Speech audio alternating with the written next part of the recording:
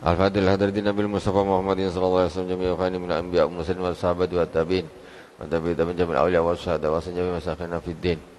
Wa Hasan Abu Hasan Muhammad bin Ali al-Magrasi Abu Hasan Ahmad bin Muhammad al-Malik al-Hasan Husain ila Al-Imam Abi Abdullah Muhammad bin Ismail bin Ibrahim bin Al-Mughirah Bardis al-Bukhari al-Jufi Ahmad dan Allah bi madadihim wa fa'ada alaina min barakatihim wa anwarihim wa ulumihim fid dini wad dunya wal akhirati bi sirril Fatihah. A'udzu billahi minasyaitonir rajim.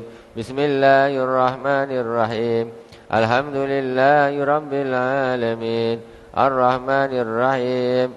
Maliki yaumiddin. Iyyaka na'budu wa iyyaka nasta'in. Ihdinas siratal mustaqim. Siratal ladzina an'amta 'alaihim ghairil maghdubi 'alaihim waladdallin. Amin. Bismillahirrahmanirrahim.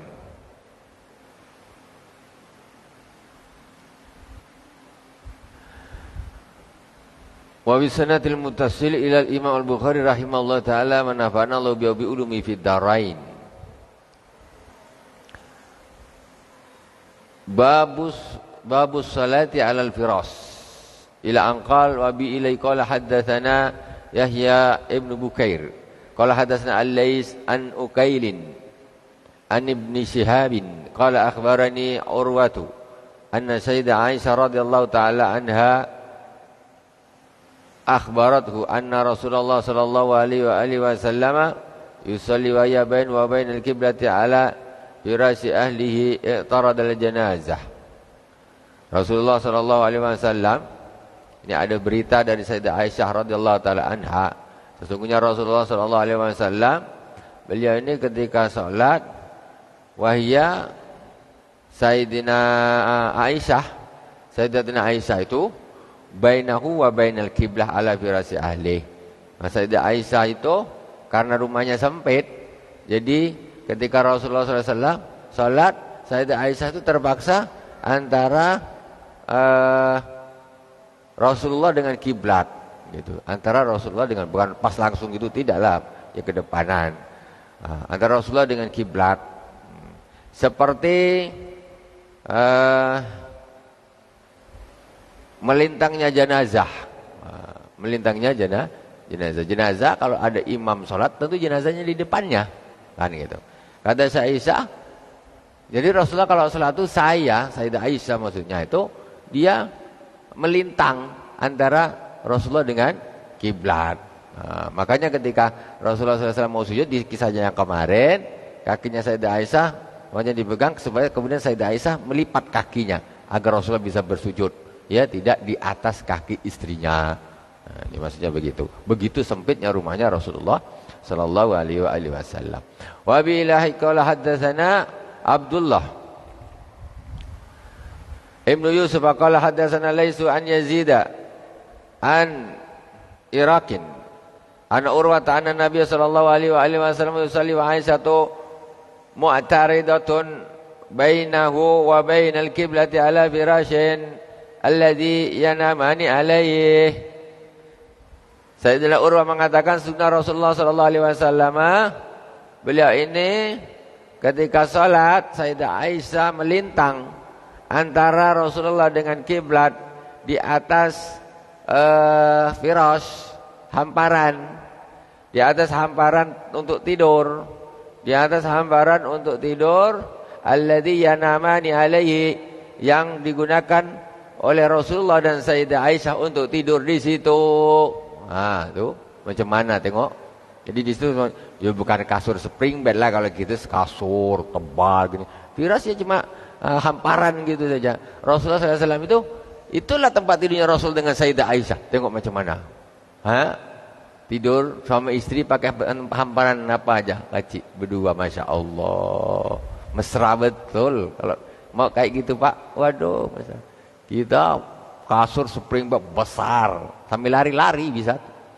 Sama Rasulullah dengan Sayyidah Aisyah kecil saja, pakai veras. Dan disitulah nanti Rasulullah tidur, karena memang sudah sempit tempatnya, ya terpaksa Sayyidah Aisyah pas geletak di situ. Jadi istilahnya ya wallahualam kejadian mungkin Rasulullah kan bangun tengah malam tidur sama bangun tengah malam Sayyidah Aisyah masih tertidur di situ, Rasulullah sholat. Nah, tempat tak ada lagi. Nah, pas ketika nak sujud agak terganggu, nah, dipeganglah kakinya Sayyidah Aisyah supaya Sayyidah Aisyah melipat kakinya agar Rasulullah bisa bersujud. Itu seperti itu. Nah, Masya Allah, disitulah tempat sholat, disitulah tempat tidur.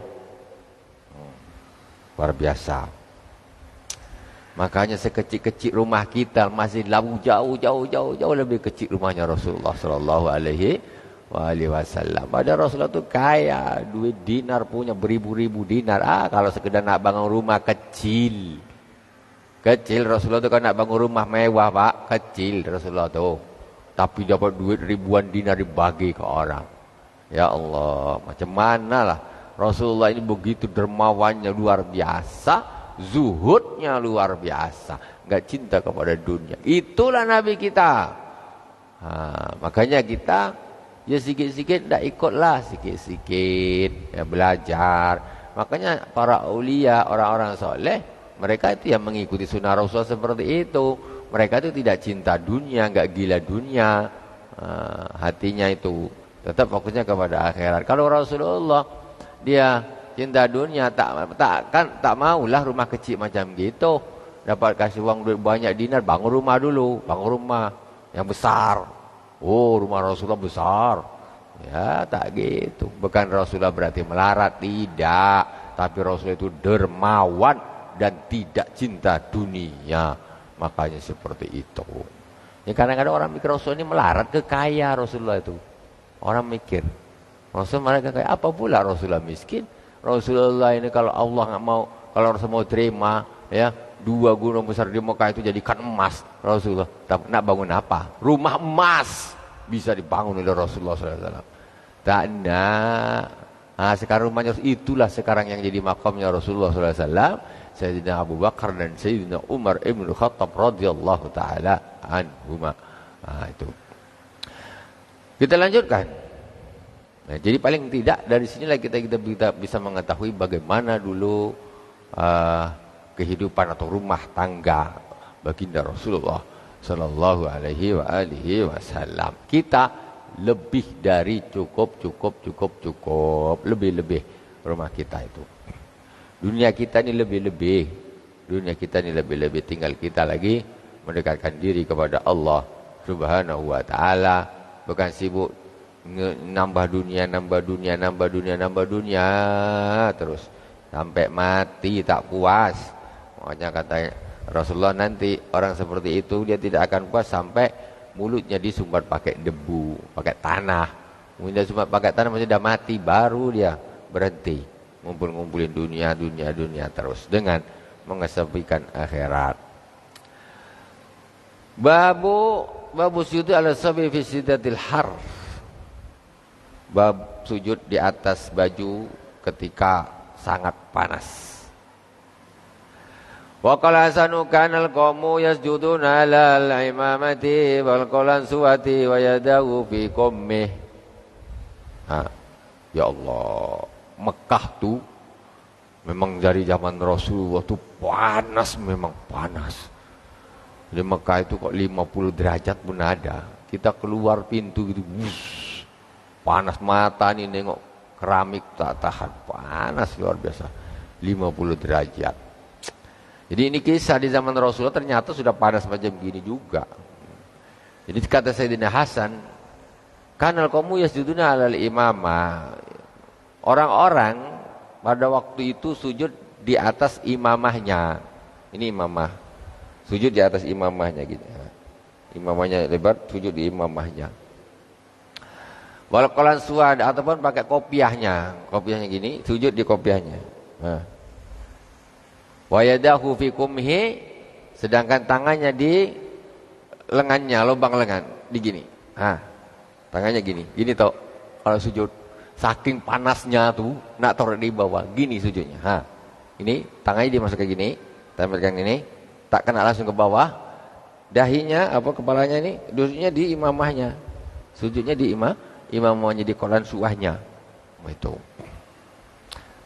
Wabillahi, sementara ini mohon maaf ada perselisihan, ya ada pendapat kalau zaman sekarang ini sujud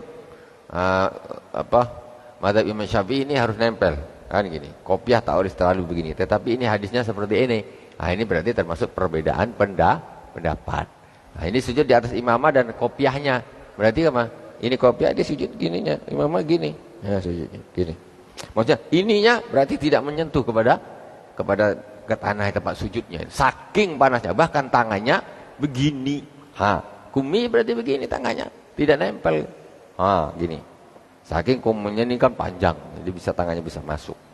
Tidak masuk. Tidak keluar begini. Wa bi lakul hadatsana Abdul Walid Hisam bin Abdul Malik qala hadatsana Bisr bin al-Mufaddal qala hadatsani Ghalib al-Qattan an Bakr bin Abdullah an Anas bin Malik annahu qala kunna nusalli ma'an nabiyyi sallallahu alaihi wa alihi wasallam fa yadu ahaduna tarafa thawbih min siddatil har fi makanis sujud. Ini hadis diriwayatkan oleh Sayyidina Anas bin Malik radhiyallahu taala anhu.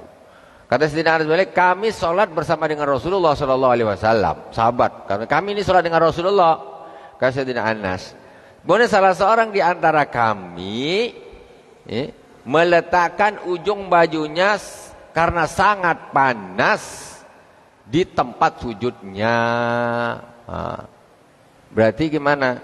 Ini sudah perselisihan pendapat kalau menurut fikih, ya. Di antara fikih pendapat Ahmad Asy-Syafi'i, dia tidak boleh sesuatu yang bergerak nih nanti untuk tempat sujud. Jadi contoh begini kan. Ini nanti sujudnya gini. Teman-teman, ini tak boleh karena dahi tidak nempel di tempat sujud. Sementara di sini ini min siddatil har. Dapat disebutkan bahkan salah seorang di antara kami itu meletakkan pakaiannya di tempat sujudnya supaya dia sujud gini tak panas. Dahinya langsung terbakar. Ya, makanya itu menggabungkan. Tapi menggabungkan pendapat namanya. Intinya begitu. Tentu kalau tak panas tempel biasalah. Kan gitu tentu. Itu. Kemudian mana ini?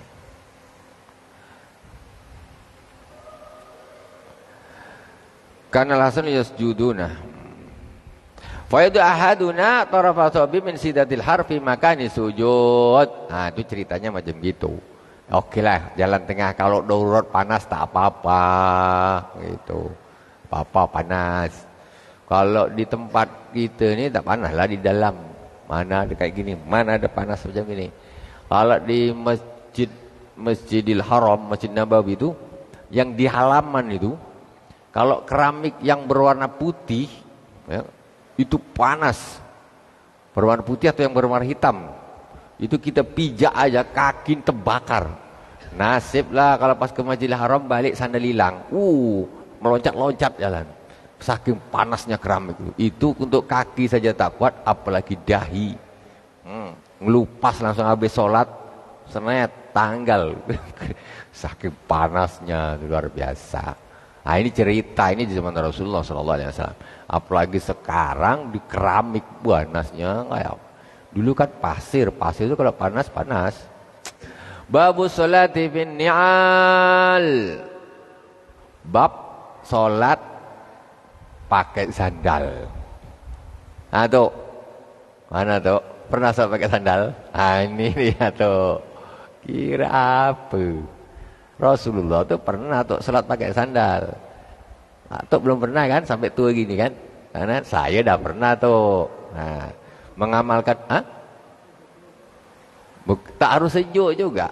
Jadi namanya mengamalkan ilmu. Pada waktu itu saya pas ngaji bab inilah.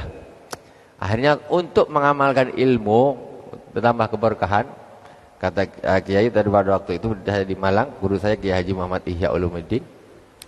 Habis ini kita sholat pakai sandal semua untuk mengamalkan ilmu. Selesai ngaji sandalnya cuci semua, sholat masuk ke musola pakai sandal semua. Pernah saya ngamalkan ilmu namanya tuh, mengamalkan ilmu. Nah itu. Kalau orang tak tahu, orang ini kata dia pakai sandal naik ke atas. Ya kalau sandal tuh najis tak boleh lah. Rasulullah juga pernah sholat tuh sama malaikat Jibril ditegur suruh melepaskan sandalnya. Kenapa? Karena di sandalnya Rasul ada najisnya. Gitu. Tapi intinya apa? Rasulullah tuh kalau nggak ada di kesempatan-kesempatan lain ya sholat pakai sandal, pas tidak ada itu pas ada najisnya saja sama malaikat Jibril itu diingatkan, akhirnya dilepas sama Rasul. Bukan berarti sholat pakai sandal hukumnya tidak boleh. Kita lanjutkan dulu lah, baru judulnya nih, udah cerita banyak. Kita lanjutkan. Babus sholat di final. Bab sholat pakai sandal. Nah, itu senang terjemahnya. Wabila qala hadatsana Adam bin Abi Iyas qala hadatsana Syu'bah qala akhbarana Abu Salamah Sa'id bin Yazid al-Azdi. Qala sa'altu Anas bin Malikin Akan Nabi sallallahu alaihi wa alihi wasallam yusalli fi na'laih. Jadi saya kata Abu Salamah Sa'id bin Yazid al-Asti, kata dia, saya bertanya kepada Sayyidina Anas bin Malik. Sayyidina Anas bin Malik ini khadimnya Rasulullah. Orang yang membantu Rasulullah, dekat sekali dengan Rasulullah, bantu ngambilin air wudhu, ini bantu Rasulullah. Makanya dia tahu betul perilaku Rasulullah sallallahu alaihi wasallam. Si Sa'id bin Yazid ini bertanya kepada Sayyidina Anas, apakah Rasulullah sallallahu alaihi wasallam itu sholat pakai sandalnya? Gitu. Apakah pernah Rasulullah sallallahu alaihi wasallam itu sholat pakai sandalnya? Qala na'am. Kata Sayyidina Anas, iya. Berarti Rasulullah tuh sholat dia pakai sandal. Memang ada hadisnya disuruh ngelepas sama-sama malaikat Jibril, itu pas sandalnya itu ada najisnya. Kalau tak ada najisnya lanjut. Rasulullah boleh. Apa lagi? Yang penting bersih. Anak pakai sepatu untuk Jembatan sini kena hamun Pak Satpam lah nanti. Nah, kan? Tapi satpam ini dirunding, ikut ngaji dulu, Pak Satpam sini. Tapi orang satu masjid nengok semua apa benda atuk nih. Wah, dah lain nampak nih. Sakit tak atuk nih kata. Rasulullah sallallahu alaihi wasallam juga salat pakai sandal. Biar kita tahu. Cuma kan ya mungkin pada waktu itu kan apa namanya nih? Situasi kan masih lain. Zaman Rasulullah ini mana ada masjid macam gini. Masjid kita ini luar biasa. Udah keramik, sudah batu alam. Kurang apa? Masih tindih lagi sejarah kayak gini. Kurang apa lagi? Kan? Ini dah mewah nih. Satu biji berapa batu nih? Masih tindih lagi, karpet tebal. Belum tambah lagi. Masya Allah. Zaman Rasulullah di atas pasir sholatnya. Makanya ada seorang yang kencing di masjid. Ngapa kok bisa kencing di masjid? Masjidnya pasir. Coba kencing masjid ke sini. Kiamat di atas jadah. Kalau dulu masjidnya tuh pasir. Maka kata Rasulullah, sahabat dan ngamuk aja kan. Jangan. Biar dia selesaikan dulu kencingnya. Jangan. Dia selesai kencing, disuruh ngambil air, disiram. Jadi biar kencingnya tuh tersiram, meresap ke bawah gitu, meresap ke bawah. Dah itu ya sudah. Ya pada waktu itu kan masjidnya Rasulullah berupa tanah pasir begitu. Jadi pakai sandal itu tak terlalu aneh gitu. Kalau zaman kita ini dah keramik, dah sejadah, dah gini, pakai sandal lain lah. Tapi tetap boleh toh, bukan tak boleh. Yang penting sandalnya suci. Itu. Bukan berarti tidak sah orang salat pakai sepatu. Siapa bilang? Sah. Malah Rasulullah pakai sandal malah sunnah. Sunnah. Kita saking karena tidak tahu, ya kan? Itulah untungnya kalau orang dah tahu. Jadi tak banyak komplain. Orang tak tahu mesti komplain. Apa kau ni solat pakai sandal, gila? Jangan gitu dulu lah kan. Tahu-tahu sakit kau. Yang tak enak sakit dia ni Sakit apa pula? Masa sakit flu? Taklah, sakitnya ini yang tak enak. Itu intinya. Nah, Jadi istrinya begitu. Ya karena sekarang memang keadaannya seperti ini ya kita maklumi ya. Tentu orang tidak pakai sandal, tetapi tidak merubah hukum kalau sholat pakai sandal itu boleh dan sah-sah saja. Babu sholati fil khifafi wa bil hadatsana Adam. Qala hadatsana Syu'bah 'anil Amash qala sami'tu Ibrahim yuhaditsu an Hammam ibn al-Harisi qala ra'aitu Jarir ibn Abdullah bala summa tawadda'a wa masala khuffaihi summa qama fa shalla fa su'ila fa qala ra'aitu an-nabiy sallallahu alaihi wa alihi wasallam sana misla hadza. Bab salat pakai khuf. Khuf kita sudah pernah membahas kayaknya ya. Khuf itu dia semacam kaos kaki tapi dia lebih tebal dan rapat saatnya sholat. Bukan sepatu, bukan kaos kaki. Kayak kita ke Mekah, kemudian itu ada di warna hitam tuh. Bisa dimasukkan dia kayak kaos kaki tapi tebal. Itu namanya khuf. Nah, boleh sholat pakai itu. Otomatis kaki jari semua tak nempel kan? Boleh sama. Itu ibaratnya kalau sekarang ya seperti sepatu. Itu cuma sepatu biasanya ada tali berlubang-lubang. Nantilah kita lanjut lagi di kesempatan yang akan datang. InsyaAllah sholat waktu salat fardu sudah masuk, semoga berkah. Subhanakallahumma wa bihamdik asyhadu an la ilaha illa anta astaghfiruka wa atubu ilaik. Wassallallahu ala sayyidina Muhammadin wa ala alihi washabihi wa baraka wasallam. Walhamdulillahirabbil alamin. Wassalamualaikum warahmatullahi wabarakatuh.